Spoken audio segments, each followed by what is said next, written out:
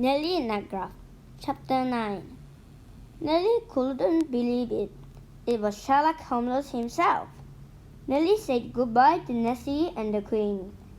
Then she ran over and started banging on the door until Sherlock stuck his head out again. "I'm Nellie Nutgraf," she said. "I've come all the way from America to interview you for the big city big news. Can I ask you a few questions and take your—" No, shouted Sherlock. "I'm trying to solve a mystery, for crying out loud." "What's the mystery?" "I'm going to call this one Sherlock Holmes and the Case of the 2D Terrors." "What's a 2D terror?" "That's the mystery. Geez. Now stop asking me questions." The whole point of an interview is for a reporter to ask questions and learn something they didn't know before. If you think that Nellie Nutgraf was gonna give up, you should remember that she's the double best reporter in the history of America. And now she was determined to be the best in the history of the world too. "Listen, Sherlock, if I help you solve the mystery, will you let me ask my question?" He said. "Actually, I could use some help. My assistant, Watson, hasn't shown up yet." Just then, something started a buzzing and a ringing. That's my telegraph. Looks like a message from Watson. "Sherlock, help! My big toe is trapped under a fallen tree. Come to Sherwood Forest right away." "Sherwood Forest?" asked Nellie. "Isn't that where the Robin Hood lives?"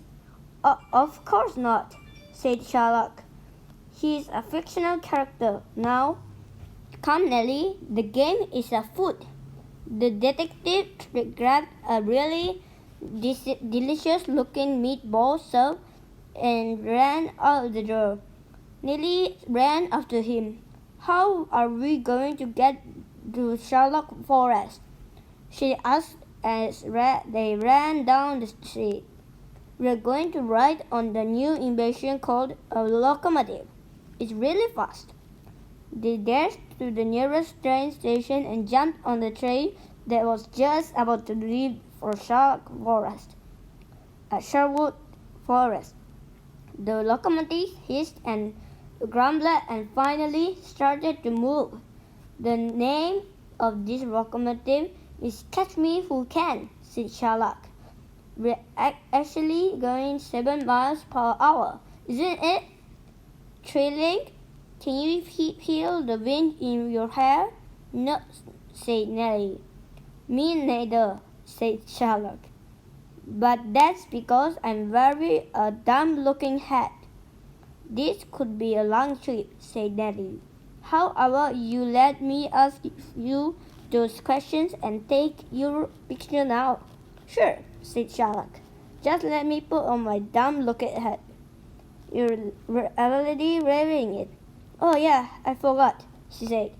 "World's greatest detective ready to quit detecting." Sherlock Holmes plans to hang up his dumb-looking detective's hat for good. "I'm sick and tired of being in all these mystery stories," said Holmes. "You know how they are. Find a clue, find a clue, find a clue, find a clue. More like find a new plot. Am I right? As soon as I solved Sherlock Holmes and the Case of the 2D Terrors, I'm finished." However, Holmes says that he hopes to continue staring in novels as long as they don't involve mysteries of any sort. "What I'd really like to do is switch to romance novels," said Holmes. "You know, the one with a lot of kissing." "Yeah, that's what I like, lots and lots of kissing." Sherlock Holmes. The end. See more in chapter 10.